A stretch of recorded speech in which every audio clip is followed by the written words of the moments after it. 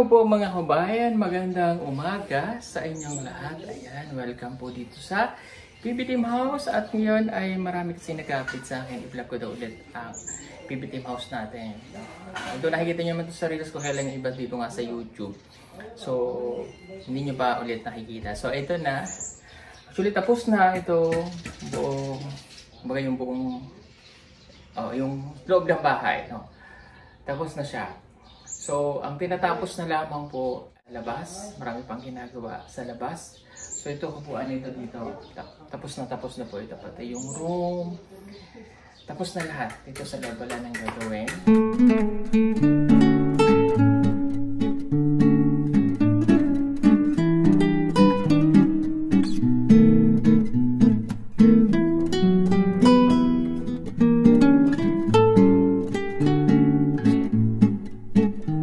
Pera na lang dun sa kusina. So mamaya bababa tayo sa kusina para makita nyo. Pero dito, yung tapos na po siya. Kaya nakita nyo sa reels ko. Dito ako minsan nag-reels at nakapag-relax na ako dito.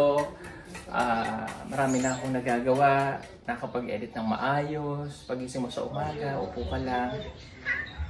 And pag muni-muni ka dyan, everything sa labas, sa likod, at saka direct sa harap.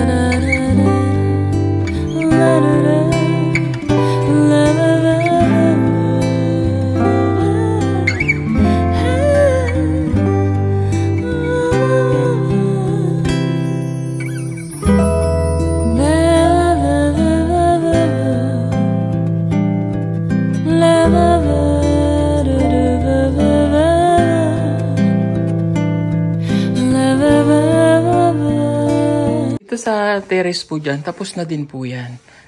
Ayan. Ito yung halaman ko doon sa terrace. Pinasok ko lang kasi sobrang init dito kanina. So ngayon medyo malamig na, pwede ko na ulit siyang ibalik doon. Yan yung aking nilagay lang po sa mineral water para hindi po kumbaga ma-recycle natin yung mga bottle. Ayan, nilagyan ko siya.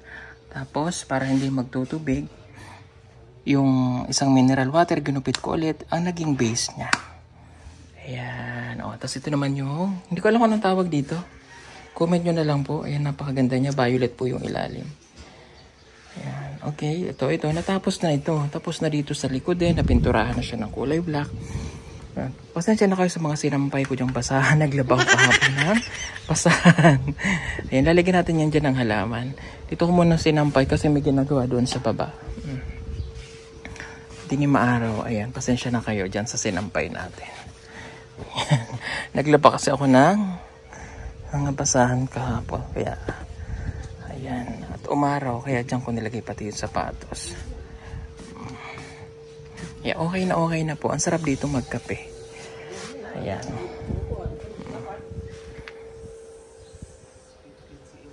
Tapos yan ang view. Napakagandang view. Ang dami ko naman makukuha ng saging dyan. Mamaya bababa ako at mangunguha ako ng saging.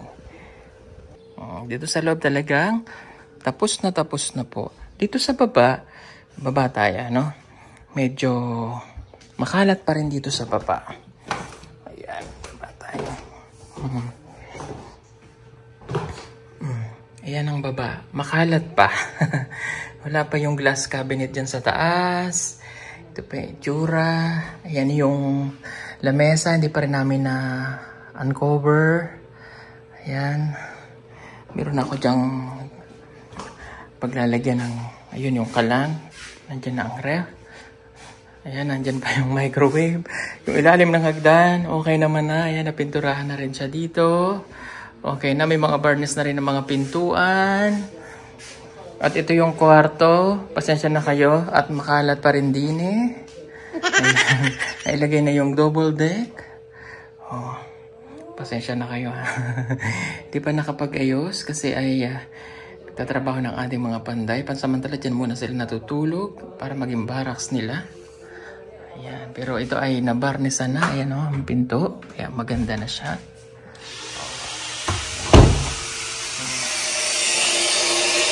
Sobrang makalat pa dito pero pinagtsatsagaan na lang namin.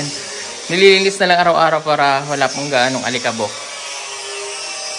Napakaganda. Labas tayo para makita nyo po. Let's go. Sa labas, ito na siya.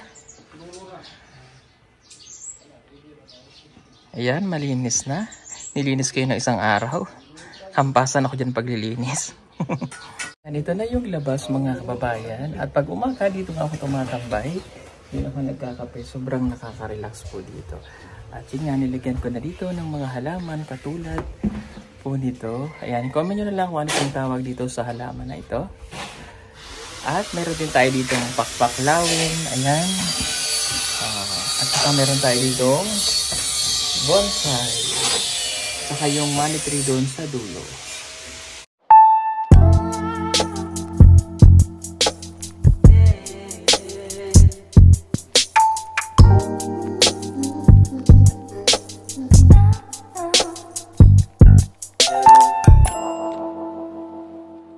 Yung itsura dito sa labas.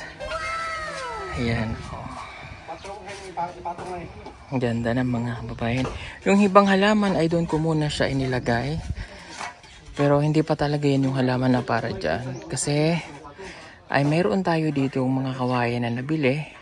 Dyan muna para hindi po sila nagsisiksikan.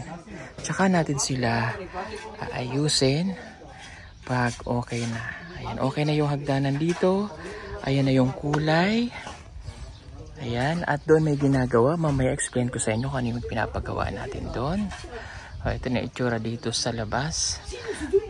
Meron lang dito akong ginagawa. Ayan. May entablado po dito. May stage. Hindi, joke lang. So kaya po nilagyan yan para ma-prevent po yung... Kasi di ba pa-slope nga to siya. So pa-slope siya para ma-prevent lang po yung tubig na hindi tatagas doon sa ilalim. So wala naman tumatagas. Kaya lang siyempre... Pag lumaki yung ulan, yung tubig, pasisemento ko yan. Tapos talaga natin ng halaman ulit dyan. Para okay na sa alright. So actually, ito na lang naman po. Sa loob, tulad ng sinabi ko kanina ay sobrang tapos na doon. Tapos na tayo. Yung terrace dito tapos na dahil nakulayan na. Pag dito, hindi nyo mapapansin na ano siya. Pag hindi nyo mapapansin na siya ay wood style. Kasi... medyo dark yung pagka-brown niya. Parang, it's a chocolate brown. Not chocolate brown. Parang, basta yung brown. And, so, ginanyan ko siya. Yung iba mas gusto daw yung una. Pero ako, ito yung mas gusto ko. Kasi po, pag nagtagal, syempre lahat naman nag-fade. Even yung mga pintura. Pag tumagal, mag-fade. And, mag-turn siya into parang yellow na lang. Doon siya lalabas. At least, nandun na siya. Kapag yung isa, pag tumagal, magiging yellow na lang siya. So, although maganda naman po yung pagkakatiri niya. Kaya mapapansin nyo, wood naman po talaga siya. Ayan o, tingnan nyo. Wood siya. Ayan o. Pag nilapitan nyo siya, even sa personal, naka-wood design pa rin po yan. Ayan o. Sa wood design. Even yung poste, ayan o, wood design pa rin po yan siya. Ayan. O. Yan. So, nilagyan lang natin ng pansamantalang mga halaman dyan para maging okay sa alright. So, sisimentohin yan. Sisimentohin lang po ito para yung tubig ay hindi babaha. Tapos after nyan, na semento na, isusunod na natin itong malandscape. Hopefully ay malandscape na natin. Pero super nice na. Yan, dyan ako tumatambay pag umaga. So, yung kaya, lalagyan ng asinta. At ito na yung ilalim, yung bodega natin. Ayan, nagawa na rin nila Ederto. Ayan o. May steel matting na siya para hindi maging mainit yun sa loob. Ayan, meron na rin siyang pinto. May pinto na po siya. Ayan, siyempre ilalaki yan. Oh. Yan ilalagay yung mga package. For the meantime, ito muna mga ginawa muna natin bodega, mga materials. May package na dumating, nandito yung isa. Ayan muna, medyo magulo pa dito sa ilalim. Ganito ang itsura. So, para hindi nasayang ang lahat ng espasyo natin na kailangan natin. Yan, hanggang dyan pa yan sa dulo. Hanggang dito. Andyan yung solar, yung iba ng mga gamit. Hinahanap ko yung isang CCTV. Baka nandito. Ayun! Hinahanap yung aking likas papaya. Nasaan na? Wala. Wala yung aking likas. Hanapin natin ang likas. Tulungan niyo po akong maghanap kung saan napunta ang aking likas papaya. Madami pa yun eh. Asensya na kayo, nagkagulo-gulo na yung mga gamit. Madami yun, sayang. I-edit tayo ulit. Ito yung ating maintenance. Nagilapos na tayo dito. Mainit din. Mabalik ka po. So ayan. Ito na yung ating natatapos dito. Ayan.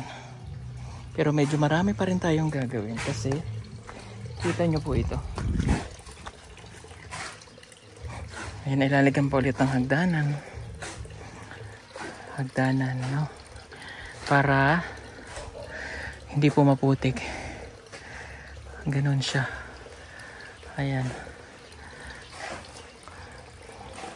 Then may gripo dyan. Tapos, makalat.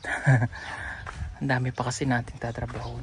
Tapos itong labas po ay i-concrete din yan. Bukas magsisimula na si Jan. Kaya ito nyo, ang dami na naman nating materials dito. Mga bakal, ayan. Mga hollow blocks. At mga buhangin. Ayan, marami tayong buhangin. Hanggang dun sa labas. Kasi para po makongkreto natin siya. Ayan, para yung ating privacy. So, ang lawak. Ang lawak nito. Mainit ang panahon at kailangan mong magtipid ng kuryente.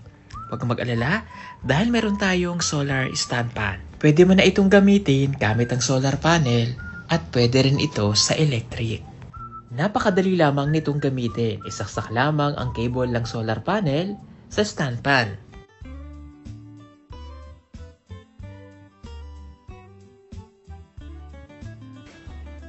Ibilad ang solar panel direct sa araw. At ayan, pwede mo na siyang gamitin.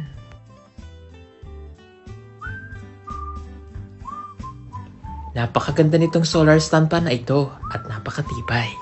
Meron na rin siyang ilaw at pwede ka ritong mag-charge ng cellphone.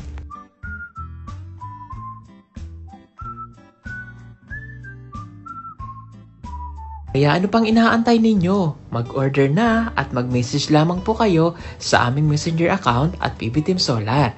Sa bawat order po ninyo ay malaking tulong po sa ginagawang pagtulong ng PB Team. Maraming salamat po!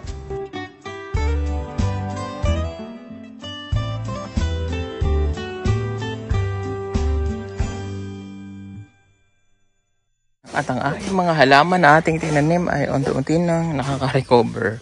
Ayan na. Ayan na sa may iba yung mangga. Ito bumulaklak na to nung isang araw. Yung orchids na galing kay Edito. Ayan o. Yung mga badyang ay buhay na. Ayan, nakaka-recover na sila o. Buhay na sila. At ang giant fern o. Ayan, tumupang na o. Nabuhay na ang giant fern. Ayan. Kunting tiis pa. So ayan mga kababayan. Yan, nandito tayo naman sa labas. At yan na nakikita ninyo. Yung meron nga ako dyan mga tanim ng kawayan. And yan, nalalagyan na po nila dyan itong extension ng bubong. Pero polycarbonate po yung ilalagay. Ito yung polycarbonate. Ayan, na-order ko na. Sorry, nagkaputik. Kasi yung mga aso na punta dyan. Pero hindi naman siya magagasgas. Kasi yan po ay nakakover. Ayan o. Ito yung nilagay ko sa lagoon. Polycarbonate. Medyo pricey nga lang kasi polycarbonate po yung nilagay. Yung plastic parang plastic na makapal. Siya po yung ibububong dyan para maganda. Parang transparent. Pero ang kulay nito ay bronze po. Bronze po yung kulay niyan. So, mabilis lang yung gagawin dyan. Kasi i-building lang naman po dito. So, pag natapos, pakita ko ulit sa inyo. So, kasi kaya ako pinalalagyan ng ganon. Kasi pagka umuulan po, yung tubig ay pumapasok doon sa pinto. Kagaya ng nakaraan. So, yung clear design na lang yung aking ipinalalagay. Para nga po maganda at bumagay po rito.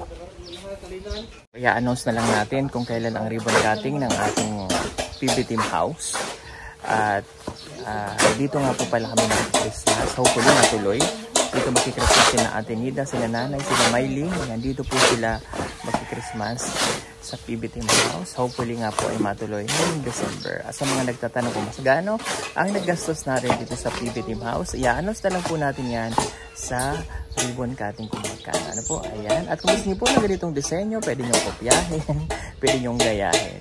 Ayan. So, ito po ay personal ko lamang na naisip na disenyo at sa tulong ni PB Team Panday na Silver ay nagawa po ang kanyang mga kasamang Panday, nagawa natin siya. Simple pero nakaka-relax po talaga dito. Lalo na sa umaga kapag gusto nyo magkape, tambambay lang ko dyan dito o sa likod. Napakaganda at yung mga huli ng ibon ay maririnig mo talagang feels like in a farm or nasa isang malayong probinsya ka. Yan, maganda dito pag may video okay ka, walang makakarinig sa'yo. Oh, you understand? Meron man, hindi magreklamo. So, yun lang po mga kabayan. Thank you for watching. God bless everyone. At ito na lang tapusin ang update natin sa PB Team House. Abangan nyo na lang kung kailan ang ribbon cutting natin at ang pagtatapos ang pinapagawa ang PB Team House. Kung hindi po pala kayo nakapag-subscribe sa aking YouTube channel, huwag kalimutang mag-subscribe kung naibigan nyo po ang aming mga content na ginagawa. Konting kembot na lamang po at magpo-4 million na po tayo. So yan, at dumating na nga po pala si Madam Yola at nagluto po siya. At dami po namin pagkain ngayon, dami nating bisita. Oh.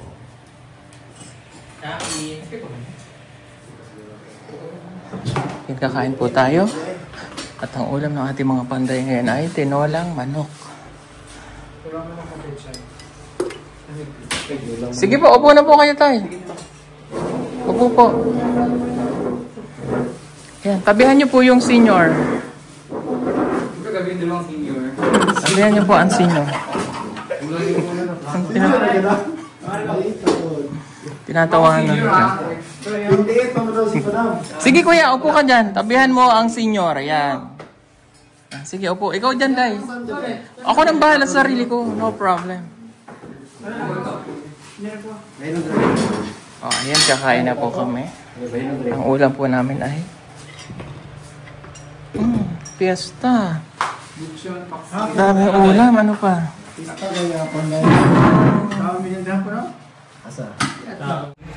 Hindi mo po ka doon, ako nang patatang. Okay, may space ba dito? Ako may kahit sa ampol. Hindi ka kain ka ng red rice. Isa yung loto din. Hindi ko naman kain ng red rice.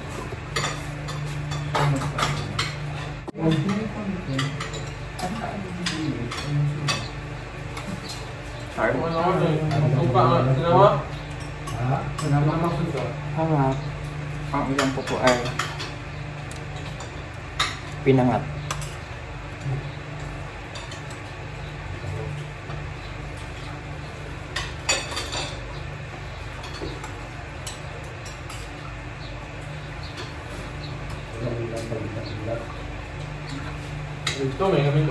Kain po.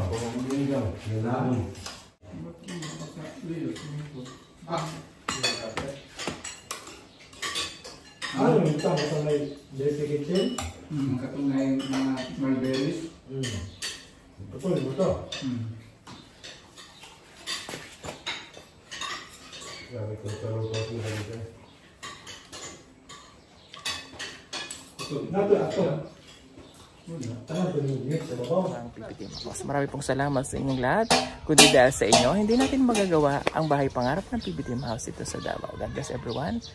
I love you all. Bye-bye po.